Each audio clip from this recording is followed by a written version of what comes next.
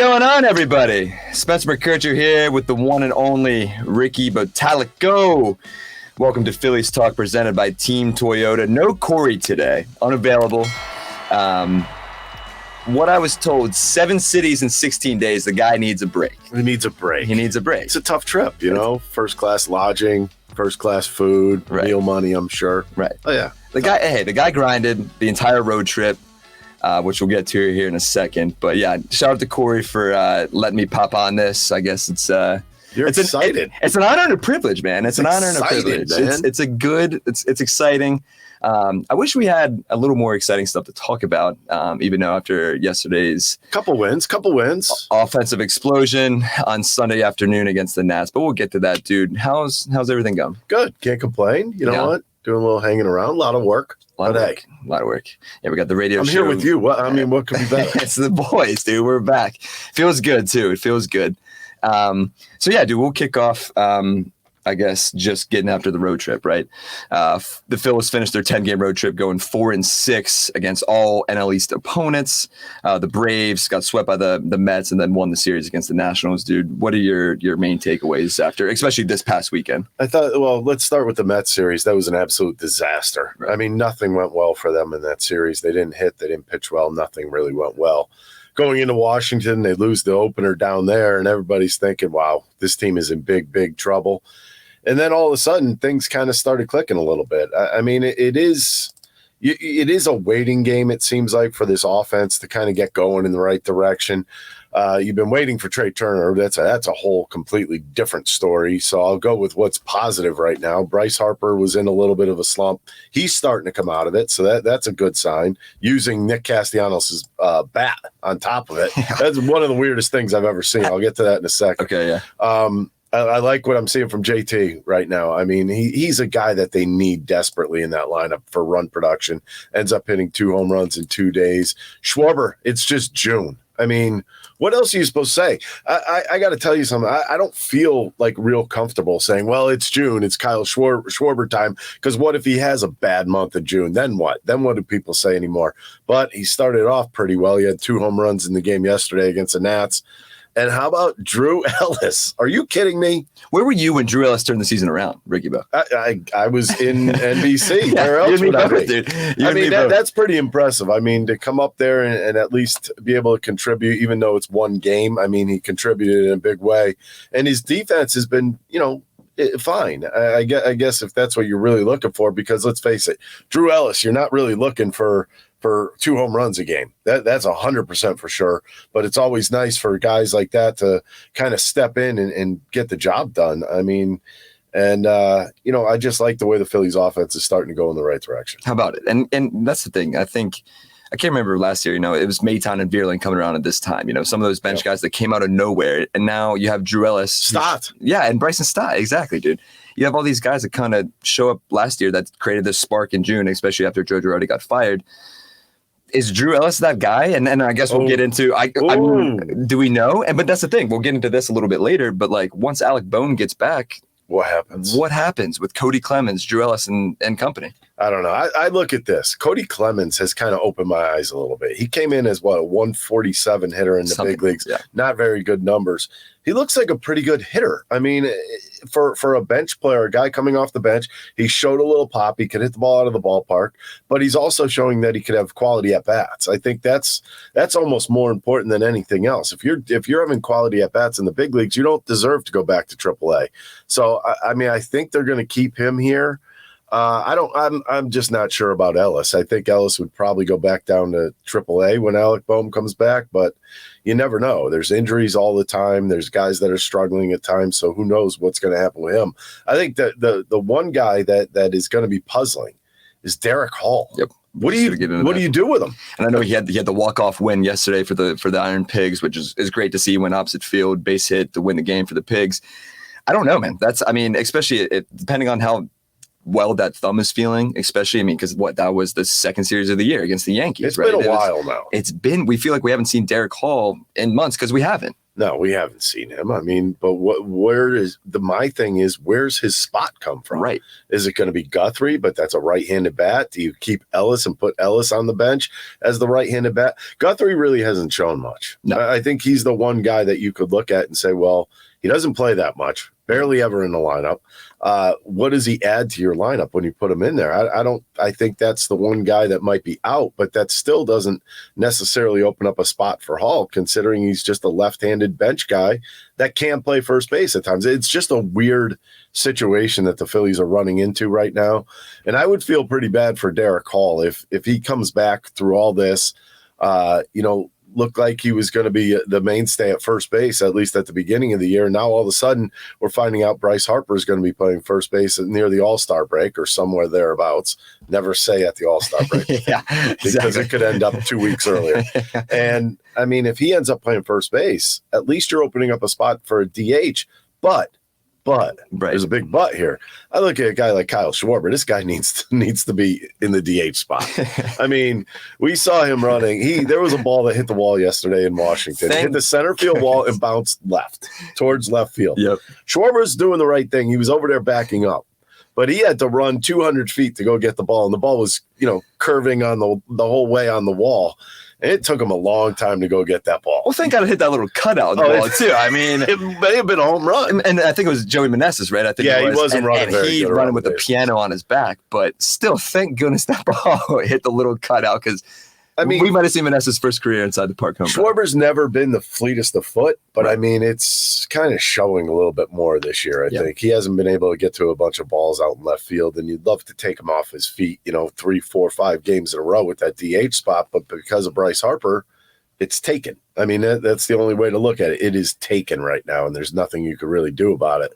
But it's putting a little bit of a backlog on these bench players right now. I'm sure it's in the back of their minds. I'm sure they're saying, there's guys like Ellis saying, well, if I perform, what's it going to do for me? Is it going to get me to stay here, or am I going to be sent back down and probably a call up in September? I mean, it's a tough way to play baseball, knowing that if you're not putting up numbers, which Guthrie is not, that you're probably going to be sent down at a given time. Right, exactly. And that's the thing, man. You look at Dalton Guthrie's the only outfielder technically that's on the bench right now. So you throw Hall in there, right? You throw Derek Hall in there. I wonder if Ellis maybe could play the outfield. I know he's also not the fleetest of foot out there. So, yeah, where do you go with if you send Guthrie down? You only have your 3 outfielders, your mainstay. But that's the odd thing is that, I mean, are these guys going to play every single day? You can't have Castellanos play every game out there. You can't have Schwarber play every game. Harper's probably going to get a rest here and there where he gets 2 days off in a row, but one of those days is probably going to be an off day, the way Rob Thompson just did it last week. But, I mean, there's no open spots right now, and these guys, if you want them in the lineup, they have to play in the field, and you're taking a little something away, actually a lot. You're taking away defensively, like a guy like Schwarber in the field. And you know what? The defensive part made me think about Nick Castellanos. Castellanos has been good in right, not okay. He's been good in right field this season. I'm wondering if last year his at-bats were carrying over to the outfield. I think it was. I think the comfortability still with everything involved, being in the plate, the new time, the new town. Then you have his newborn son, all that stuff coming into play. And I think it did. It probably affected him a little bit because he made another great play yesterday in right field. A little leap and grab. Ranger got the tip of the cap from him. It's wild to see. And he's cutting the ball off. Right. So singles are no longer doubles. Last year, he's cutting a lot of balls off near the foul line, and they're not going to the wall for a double or a triple. So, I mean, that's a battle that he's winning also. So he's doing a lot of stuff right. How about it? And obviously his base running. We'll have to worry about that. But Nick, you keep going for it, buddy. Yeah, just keep running, Nick. Keep running, Nick. He's pulling a Harper. Yeah, exactly. Yeah, Bryce is getting in their heads a little bit too much. But it is awesome to see Nick coming around too, especially swinging the bat well. He's been so hot, over the last few weeks, and I feel like he's the most consistent hitter we've had. Every box score he's you the look MVP at, of this team right now. For sure. Every box score you look at, it's 2-3 hits a night. He'll have his 1 or 0 hits. Well, did you catch this yesterday? I thought this was very interesting that it looked as though Guthrie was going to come in and pinch hit in the 9th inning, I believe it was. Yeah. And Castellanos just went up there. He was like, no, you're not taking me out. I'm hitting the ball well today. I'm going for another hit. Whoever that reliever was for the Nats. I mean, that Nats bullpen is to say it nicely, not very good. No, they're terrible. Yeah. I mean, I want to say his last name was Thompson, but I don't even know. Yeah, I want to say that might have been the starter. But regardless, I mean, regardless, these relievers were coming in. They did not want to throw the ball over the plate. That to me is a battle that you have to win. I mean, if you don't want to throw the ball over the plate, why are you out there? Right. You have to be able to trust your stuff, and that to me is a telltale sign that you're going out there ball 1, ball 2, ball 3, and then ball 4 is 3 feet outside. Yep. I mean, that to me is a big problem. The Nationals have a big problem. They're not a good team. I understand they had the same record as the Phillies on going into Saturday's game, which is rough, but they stink. Yeah. They're not a good baseball team. I think they kind of showed it even in the game they won. They had that one big inning early on, and then it was kind of like they were done. Yeah. I know they scored late, but I mean, it just did not seem like they have that type of offense that could just bombard you all of a sudden. Right. And I think, I mean, going back to that, though, looking back at the game from yesterday, I think that play by Cody Clemens at first, where he dove going to his right, threw the ball to Ranger, there was a runner on second, and then at the inning, the whole game might turn different. That would have tied the game at 2 and all that stuff. So I think, I don't know. It was a great play. Big play. I think people don't understand the difficulty. Number one, he stopped the baseball. Right. That's what you're supposed to do, smother it so that he didn't necessarily pick it clean, because if you look, he picks it up off the ground. So he just kind of smothered the ball. But to throw a dart to Ranger covering first base, that's a true first baseman. That's a guy who knows what he's doing over there. We've seen a lot of this in the past where bad throws over to the pitcher, over their heads, at their feet. I mean, you really got to lead a pitcher and throw a dart over there, or else there's going to be problems, because it's always a bang play. And when you're running towards a bag, you got to be able to get the ball and the bag at the same time. So I thought that was a great play by Clemens. How about it? At Team Toyota, they've been selling and servicing new and used Toyotas in your community for over 50 years. And you can reserve your next new Toyota with them today. You'll get a realistic timeline, and even in this crazy market, they won't charge you over MSRP. Or don't wait at all. With over 75 certified Toyotas, including a bunch of RAV4 and Highlanders, you can drive one home today. And you can always trust them to maintain your current vehicle. Their service and collision centers are high-tech, comfortable, and will save you time and money. Team Toyota can help you go anywhere you want, but they'll always be your hometown team. Just visit teamtoyota.net and choose from 3 locations in Langhorne, Glen Mills, or Princeton. Catch all the sports action and more at Rivers Casino Philadelphia. Whether it's the money line or the pass line, there's something for everyone, including a great sports book. Rivers Casino Philadelphia. Philly loves a winner. Gambling problem? Call 1-800-GAMBLER. Let's just transition to Ranger here. Obviously, the Ranger, his 5th start of the season. Arguably his best one, right? I think goes 7 strong. I think we were all surprised when he came out there for the 7th. Yeah.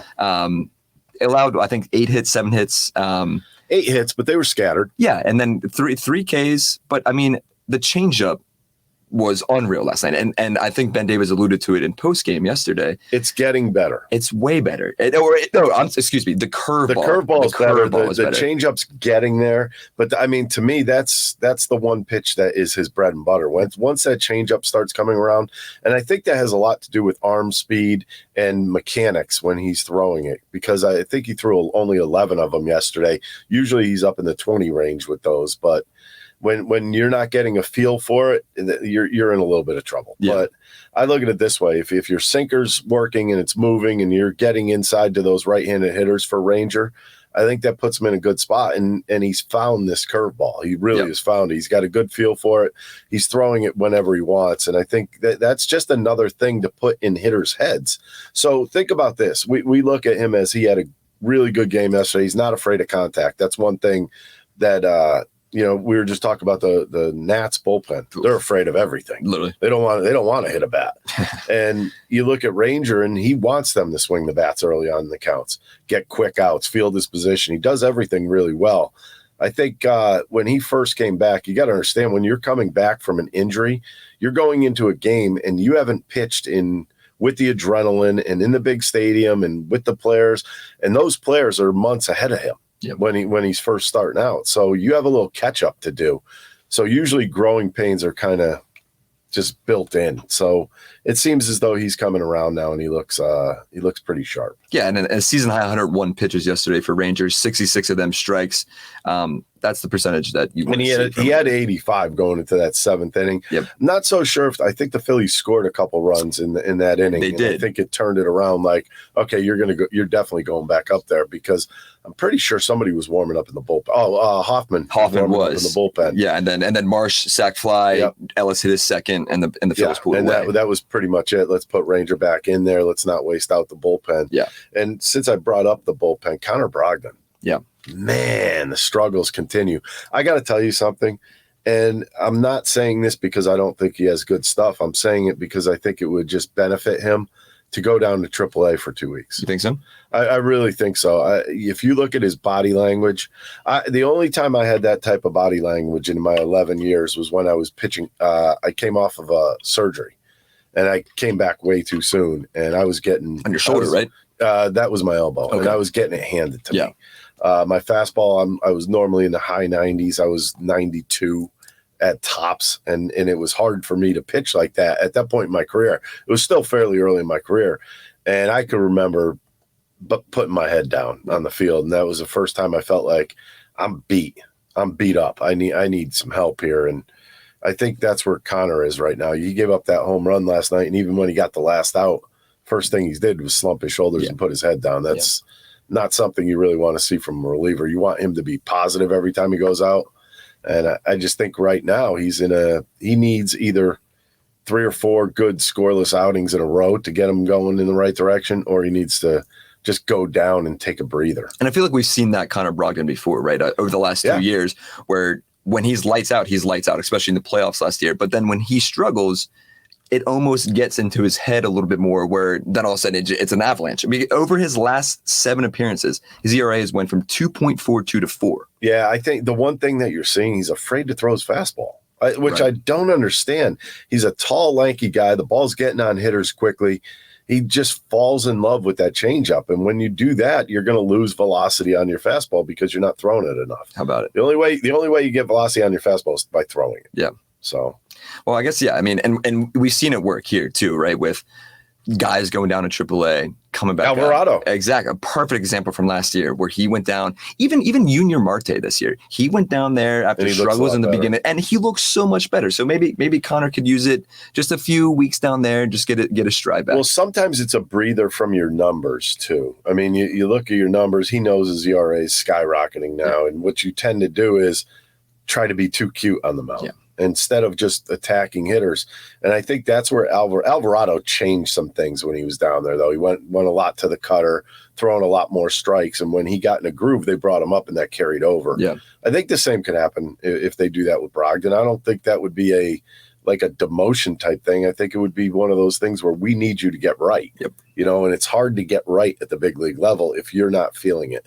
And when I look at his body language, it's beaten. Yeah. Now, quick question. Were you ever too cute on the mound?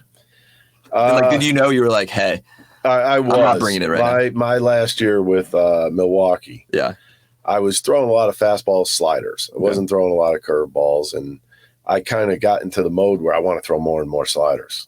And they changed my slider. I had a 1.8 ERA 2 months into the season. They changed my slider. Man, Toast. Did I get lit up like a Christmas tree. And I mean, you look at the end, it ended up ending my career. Right. I remember I went in and closed out 2 games in a row, and it was against the Phillies and the Mets because our closer was hurt. So I go in and close those games out. I had everything going. Slider was good. And they're like, we need you to change your slider a little bit. And when I changed it, I lost it. I couldn't get it back the way it was. And I remember a couple coaches being like, sorry, we never should have done that. And what are your thoughts there? I was a little pissed. I just thought maybe it'll help me out, but I didn't in my eyes, I didn't need help at that point in the season. And at that point in your career too, right? Well, I don't know what they were really trying to accomplish. Right. They had like a game plan for all the relievers. And the one thing was for me to get a little bit more darting movement on my slider instead, like a little loop. But I liked the loop because I could actually spot it better. Right. If I started darting, everything was dropping out of the zone. And then when I tried to lift it, it was a spinner over the middle of the plate. And, big leaguers they take you deep. Oh, yeah. I love it. Just a few more topics. I know you got to get going to the radio show here. Just real quick, hopefully we see Jose Alvarado soon, right? I know this has been a long time. It has a lot longer than we thought, and I think feeling discomfort in your forearm, and then led to the elbow, right? And well, that is an elbow. Yeah, whenever exactly. you feel discomfort in your forearm, it's usually part of the elbow. I would assume. I mean, he's down in. I think he's in AAA right Correct. now. Yeah. So I would say probably a couple outings and then back up. I wouldn't be surprised. It could be any day. Yeah, maybe this homestand, maybe heading into the it's weekend. definitely good. I would assume it'll be the homestand. I don't know when he pitched last. Yeah, I think Friday or Saturday. Friday, Saturday. He'll probably get one more, and he'll probably be back for the next series. Yep. The Dodger series, which would make sense. We need him. That'd be great. Last thing I think we got to touch on here, just the fifth starter. I think Matt Schramm did exactly what we needed to do, but Andrew Vasquez piggybacked off him, and we've seen Vasquez come in this year so far, and that slider thrown at 90% of the time, there's no hard contact. No one is getting hard contact off that. Are you impressed with Vasquez so far? Yeah, he's one of the lucky ones. And the reason why I say that is a lot of guys will throw that slider the way he does, and it kind of hangs upward. His never hangs. Yeah. It almost looks like it's going to be out of the zone, and then all of a sudden, boom, it's a strike on a corner. And to me, that's just deception. And he's a lefty. He's got a little bit of a funky windup. I'm very surprised at where he is right now. I mean, usually guys that throw that many sliders are usually only left-handed type specialists, but he throws it on the back foot to a right-handed hitter about as well as anybody reliever-wise in Major League Baseball. And I just think being a left-hander, you're giving everybody a different look, and sometimes that could be great. It just works out for him. And I think he's one of those guys that has become very a guy you can lean on. Reliable. I was going to say, and in any position. I think you'd be comfortable throwing him in there in the seventh or eighth inning as well as the third, fourth, or fifth. Anything. So. Yeah.